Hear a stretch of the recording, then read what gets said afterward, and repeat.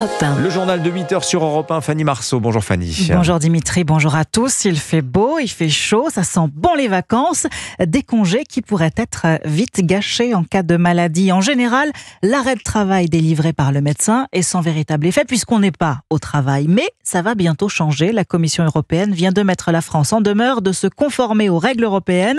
Elle prévoit que cet arrêt maladie ouvre droit à une récupération de vos congés payés, Brieux Bochet.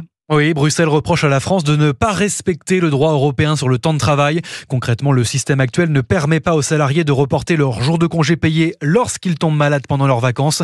L'arrêt maladie n'est pas pris en compte et les jours de congés payés sont donc perdus. Et même s'il n'y a pas de règles précises à ce sujet en France, il y a bien une jurisprudence, explique maître Déborah Falic, avocate en droit du travail. Jusqu'à maintenant, c'est la première cause de suspension du contrat de travail qui primait. La Commission reproche de ne pas distinguer les deux causes de suspension. Que lorsqu'on est en arrêt de travail, on n'est pas en train de se reposer. Et ce rappel à l'ordre n'est pas une bonne nouvelle pour tout le monde. Pouvoir reporter ses congés payés pourrait mettre en difficulté de nombreuses entreprises. Il y a quand même beaucoup d'arrêts de travail en France qui sont justifiés parfois, qui sont pas justifiés également dans certaines situations. Et pour des TPE ou des PME, c'est un peu lourd en termes de provision comptable. Le compteur à congés payés ne cesse pas. Sans compter que les arrêts de travail coûtent de plus en plus cher à la sécurité sociale, 10 milliards d'euros de dépenses en 2023. Brieux Bochet du service économie d'Europe 1, les arrêts de travail dont la durée pourrait être bientôt limitée par l'assurance maladie afin de réduire l'absentéisme au travail et surtout de faire des économies.